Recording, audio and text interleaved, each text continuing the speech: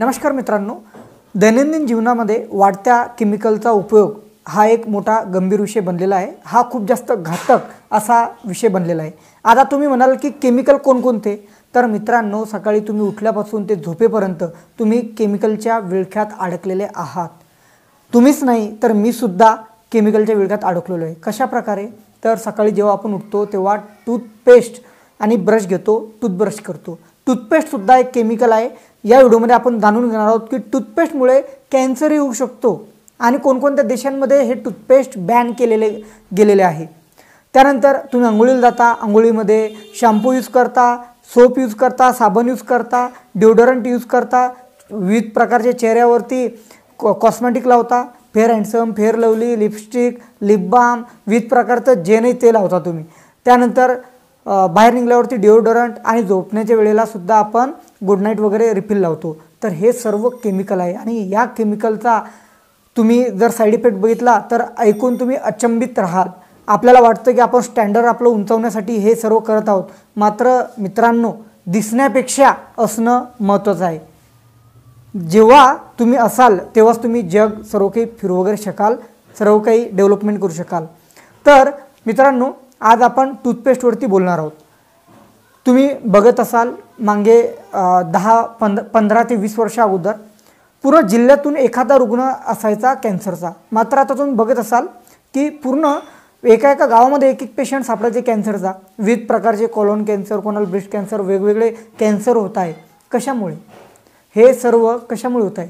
आता हो, 15 ते 20 वर्षा अगोदर जे कॅन्सरचं प्रमाण राहायचं ते काही बाबींमुळे राहायचं। त्यांनाही भलतेच नांद त्या सर्व कार्यकर्त्यांना, जसे की दारू पिणे, गुटखा खाणे, तंबाखू खाणे, यामुळे सुद्धा कॅन्सरचं प्रमाण तेव्हा जास्त राहायचं। मात्र हल्लीच्या काळात तुम्ही बघत असाल एका व्यक्तीला काहीच शोक नाही आहे, काहीच करत नाही, तो आपली जे डेलीची लाईफ आहे ती व्यवस्थित जगत आहे, तरी त्याला कॅन्सर झाला। कशामुळे? तर हे जे केमिकल आहे हे केमिकल कारणीभूत ठरत आहे कॅन्सरचं प्रमाण वाढवण्यामध्ये।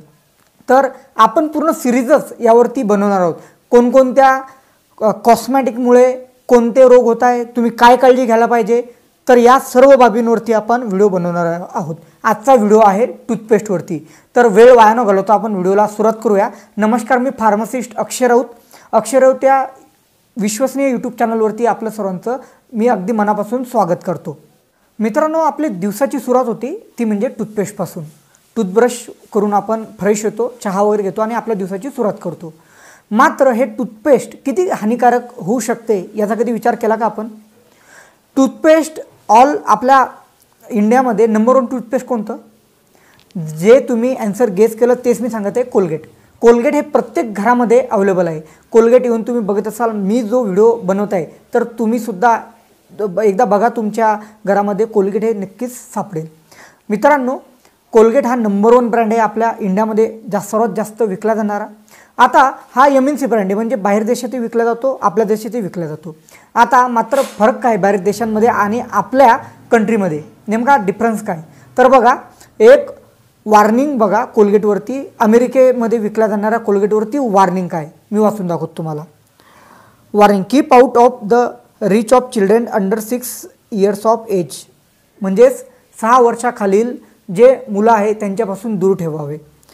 In case of accidental injection seek professional assistance और contact and poison control centre immediately, म्हणजेच त्यांचं म्हणणं आहे की 6 वर्षाखालील लहान मुलांना यापासून दूर ठेवा। ॲक्सिडेंटल जर त्यांनी खाल्लं तर लगेच SCPना कॉन्टॅक्ट करा, म्हणजेच डॉक्टरांना कॉन्टॅक्ट करा, किंवा यामध्ये दिलेलं आहे की पॉयझन कंट्रोल सेंटरला इमिजिएटली तुम्ही कॉन्टॅक्ट करा। म्हणजे एवढ्या यापर्यंत वॉर्निंग अमेरिकेमध्ये दिलेलं आहे। म्हणजे इन शॉर्टमध्ये काय आहे, 6 वर्षाखालील मुलांसाठी कोलगेट बॅन आहे अमेरिकेमध्ये। आणि आपल्या तिथे काय सिनेरिओ आहे? आपल्या तिथे सर्रासपणे वापरल्या जाते कोलगेट। नंबर 1 विकला जाणारा ब्रँड आहे कोलगेट। मित्रांनो, आता आपण आपल्या तिथील जे इंडियातील कोलगेट आहे त्यावरती सुद्धा वॉर्निंग बघूया काय दिलेले आहे। हे बघा, मी लाईव्ह आणलेले आहे कोलगेट। आता अमेरिकेतून जाऊन तर आणू शकते, त्यामुळे तो फोटो चिपकवला। बघा, यामध्ये काय दिलेलं आहे, children under 6 years of age should have adult supervision and use only a pea size amount. म्हणजेच काय, 6 वर्षाखालील जे मुलं आहेत त्यांनी सुपरविजन कोणास पाहिजे, तर अडल्टचं, म्हणजे मोठ्या व्यक्तींच्या अंडर सुपरविजनमध्येच हे तुम्हाला कोलगेट वापरायचं आहे आणि पी साईज म्हणजे एकदम छोटंसं अमाऊंटमध्ये तुम्हाला घ्यायचं आहे. मित्रांनो, तुम्हाला सर्वांनाच माहिती आहे, सर्व लहान मुलं भरपूर वेळा कोलगेट खाऊन घेतात आणि त्यांना लगेच तो त्रास जाणवत नाही. मात्र जसे जसे ते मोठे होत जातात ना, तर थायरॉईड हार्मोनवरती त्याचा इफेक्ट पडतो. जसं की हायपरथायरॉइडिझम, हायपोथायरॉइडिझम हे जे प्रकार आहे हे या सर्व बाबींमधून येतात. का बरं? तर याचं तुम्हाला पूर्ण सायंटिफिकरित्यासुद्धा मी ॲन्सर या व्हिडिओमध्ये देणार आहे. तर फर्स्ट पार्ट बघितला तुम्ही, अमेरिकेतील मुलांना 6 वर्षाखालील मुलांना बॅन आहे, आपल्या तिथे चालू आहे. आता माझं एक म्हणणं आहे की अमेरिकेतले मुलं आहेत, आपल्यातील मुलं नाही का? शासन झोपलेलं आहे का? मग या ठिकाणी आपले FDA काय करत आहे? हा सर्वात मोठा प्रश्न आहे. आता तुम्ही बघा, कोलगेट जापानमध्ये बॅन केलं गेलेलं आहे. जापानमध्ये डायरेक्टली कम्प्लिटली बॅन केलं गेलेलं आहे कोलगेट. आपल्या तिथं काय सर्रासपणे नंबर 1 ब्रँड आपण करून ठेवलेला आहे. मित्रांनो, जपानमध्ये कोलगेट कम्प्लिटली बॅन केलं गेलेलं आहे. आता त्याचं कारणही तसंच आहे.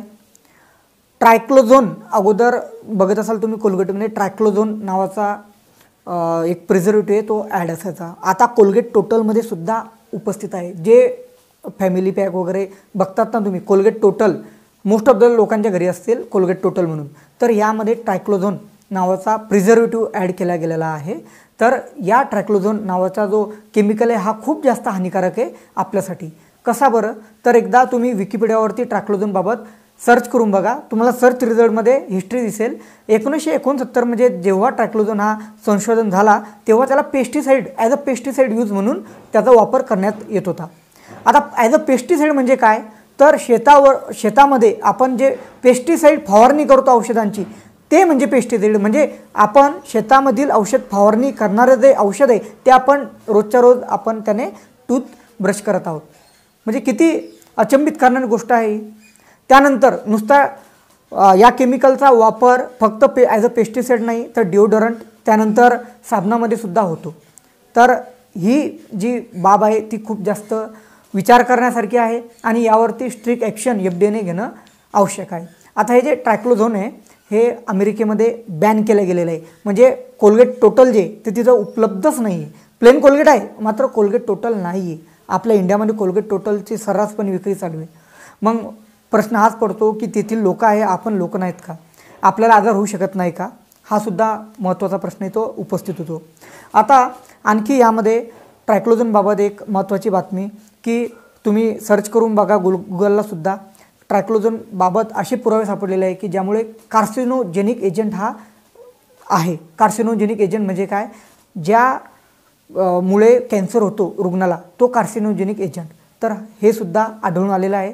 भरपूर स्टडीज आहे यावरती. आणि इंडोक्राईन सिस्टीमवरती हा इफेक्ट करतो. इंडोक्राईन सिस्टीम म्हणजेच मज्जासंस्था जी आहे, ज्यामुळे हायपरथायरॉइडिझम, हायपोथायरॉइडिझम ज्यामुळे होतं तर ती एंडोक्राईन सिस्टीमवरती डिपेंड राहतं. जर एंडोक्राईन सिस्टीम जर बॅलन्स आहे तर सर्व ठीक आहे. जर थोडी इम्बॅलन्स झालं तर तुमची पूर्ण वाट लागू शकते. एकतर हायपरथायरॉइडिझम, हायपोथायरॉइडिझम वेगवेगळ्या प्रकारचे आजार होऊ शकतात. तर एवढे गंभीर प्रकारचे आजार या टूथपेस्टमुळे सध्या होत आहे. मोस्ट ऑफ द कंट्रीमध्ये बॅन केलं गेलेलं आहे.